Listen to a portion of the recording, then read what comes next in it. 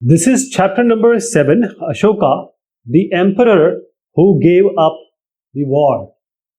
So these pictures, just keep all these pictures in your mind. Whenever the question requires it, we are going to come back here. The next question is, the person who deciphered the Brahmi script was an employee of the.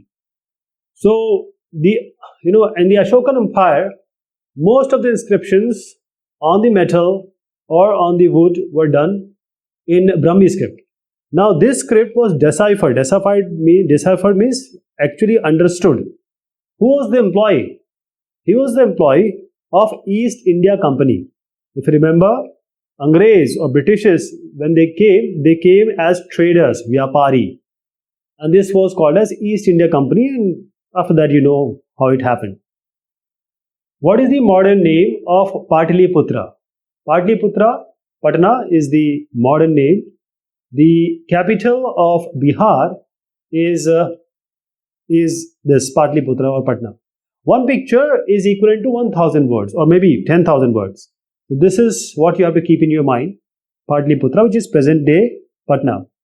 Name the ruler who tried to convey his message to the people through inscriptions. So Ashoka, we have already discussed previous questions. He was one of the pioneers or leaders who have actually written or tried to write everything on as an inscription so that people should understand his dharma, his orders, etc. So these are the inscriptions we are talking about. What was the ancient name of coastal Odisha? Now let me take you here.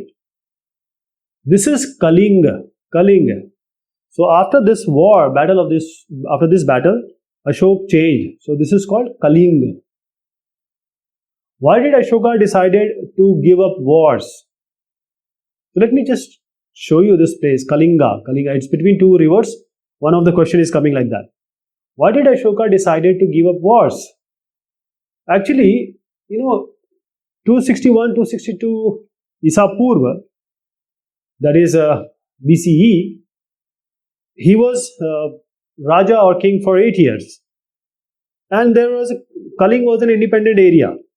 So he fought a battle and he won. But 1.5 were captives and 1 lakh died. So there is a Daya river and it was all bloodshed. It was red. So he thought, what did I get?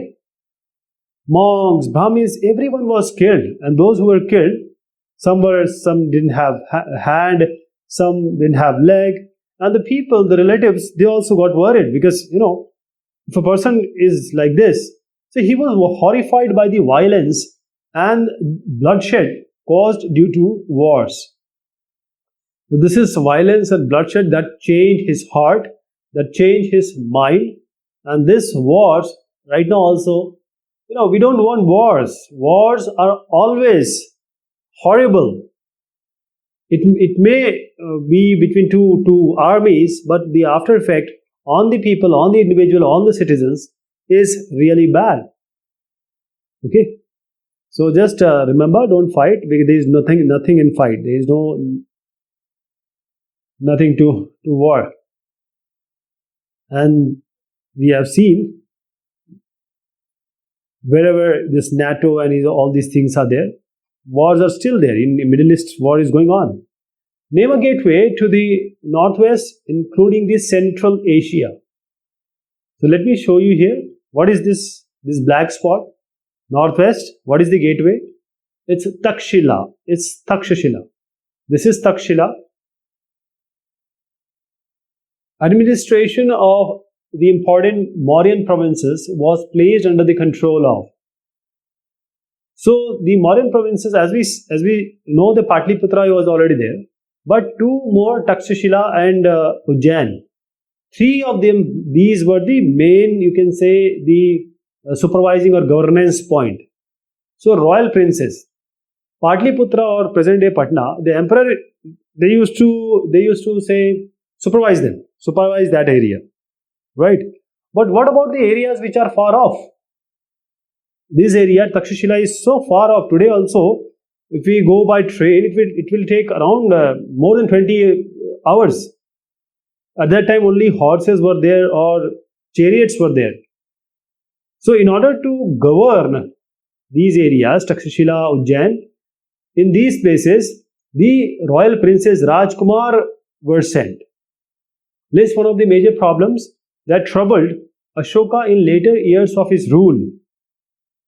The grandsons of Ashoka, they were fighting for the throne, Sinhasan, Gaddi ke liye ladai. After Kalinga battle, Ashoka did a wonderful job. He tried to tell everyone or send the message that there is nothing in war. You won't get anything. So he created this dharma, he created this dharma mahamatta. But the grandsons, when he was actually dying, you can say Ashoka, the grandsons were fighting for that particular throne, for which Ashoka has said that it has no use. Ashoka appointed special officials who were known as the Dhamma Mahamatta. Dhamma or Dharma you can say, but because book has given us Dhamma. So after this war of Kalinga, his mind changed, his heart changed. And then what he saw in his empire, there were different religion people. And they were fighting because of religion. The neighbors were fighting. The people or the family persons were fighting. And the servants and slaves, the neighbors, they were not treated in a good way. They were treated badly. So all these things he saw that my empire has a lot of problems. So I need to get them, the subjects, let them know that all these things are not the proper conduct. This is not how you should live. So he appointed some officials called Dhamma Mahamatta. And then they were sent to different parts of his empire, and they would either send his message or whatever is written in the inscriptions, that is the message of Ashoka, they are supposed to tell them and read it aloud to all those people who can't read. And also Syria, Egypt, all those places also these messengers of Ashoka went to spread this idea of Dharma. Dhamma Mahamatta went from place to place in order to spread the concept of Dhamma. True or false? It's true. Name the script with no descendants and which became extinct by 400 CE. Now this is not in your book, but I'm just telling you this is called Kharoshti. Kharoshti. So this is the script with no descendants. After that, nothing came, and it went or it got over by 400 Common Era, 400 CE. Kharoshti. Name one of the capitals of Mauryan dynasty, including Ujjain and Patliputra. So tell me, this is Patliputra, this is Ujjain. What is the third one? This is the third one, black spots. Takshashila. Takshashila. According to the description of Patliputra written down by Megasthenes, it has dash towers and dash gates. So let me tell you about Megasthenes first. Who is this guy? Megasthenes. He came as an ambassador from Yunnan, the Greece, today is Greece, Cellulus Nicator, and he came to the royal court of Chandragupta Maurya. And whatever he saw, he actually wrote. He penned down that whenever the emperor comes, it's royal way he comes, and people are dancing, and he eats only when somebody take a bite, and then the emperor wouldn't sleep for more than 2 nights in the same bed. So he gave the idea of 570 towers and 64 gates, and these towers were actually the watch towers, and 64 gates to come inside and go out, that is the Pravesh Dwar. There are 41 cities where the inscriptions and edicts were found. So this is false. This is false. And I'll give you as an exercise, just find out how many these red dots are here. The number of dots are the actual number, but it is not 41. During the modern period, the royal princes were appointed as governors.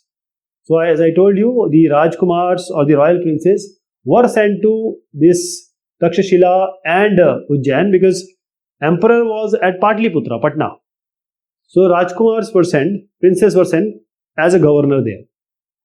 Cellulus Nicator belonged to, we just talked about this, Greece, Yunnan. At that time, Yunnan we call it, present day Greece. And his ambassador, Megasthenes, came, who wrote all the account of that particular empire. Name the region that was popular for the production of blanket during Maurya Empire. So this is northwest. Northwest. So in the book it is given northwest, so I am just saying northwest. Name the city discussed in the detailed way by Megasthenes. So Megasthenes came to royal court of Chandragupta Maurya in Patliputra. So he gave that the number of watchtowers, number of gates, all he gave, Patliputra. The lines that we see on our currency notes and the coins are taken from the Ashok pillar located at Sarnath. So I am talking about this. These are we are talking about. So we see all this in coin, and so the place is called Sarnath, Ashok Stamp. Okay. The empire inherited by Ashoka was founded by his grandfather. Yes, it's absolutely correct. So if you see Ashok the Great, his father was Bindusara, and Bindusara's father was Chandragupta Maurya. So he was the main person, key person, Chandragupta Maurya. So you can just tick true. Name an enemy of Dhanananda who helped Chandragupta to seize the throne of Magad. Now this is not given in your book, but still Kautilya.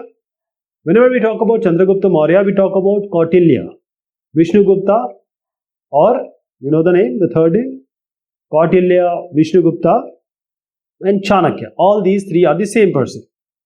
And because of his intelligent mind, he was a very wise man. And because of his ideas, Chandragupta Maurya actually did what he achieved. So this enemy of Dhanananda, who helped Chandragupta to seize the throne of Magadha, throne means Sinhasan, is Kautilya. Which area was under the direct control of the emperor? The area around Patliputra was under the direct control or supervision of the emperor. This is the area, right? So nearby area, the emperor could control, right? So it was in direct control. Name some of the countries where Ashoka sent his officials to spread Dhamma. So Ashoka sent his official to spread Dhamma to Syria, Egypt, Greece, Sri Lanka. Actually, Ashoka appointed certain officials called as Dhamma Mahamatta. Dhamma Mahamatta. And in order to propagate his ideas to his subjects and also to the subjects of other countries, he sent them. What was the turning point in Ashoka's life? This is the turning point. Kalinga War, the Battle of Kalinga was the turning point in Ashoka's life. Because as I told you, more than 1 lakh people died. And all the river was red. And he just thought that why we are doing this? We are killing people in order to get the land. What is the point? What were the crops that the Indus people cultivated? So this we have already seen in the previous chapters. Pulses, wheats, barleys, peas, rice, sesame, linseed, mustard, dale, gehu, jaw, matar, chawal, til, alsi, sarson. These all were cultivated at that time, Indus people. This question I have taken from a previous chapter, but it comes here also. So sometimes you will see questions which are say interconnected, right? And so we have taken around 50 questions now. I hope this covers all the chapter. These 2 questions are for you. Now I would like you to answer these questions. Even if you answer one of them, then I can very well say that you have understood this chapter, right? Any one of these will do. Thank you so much and take care of yourself.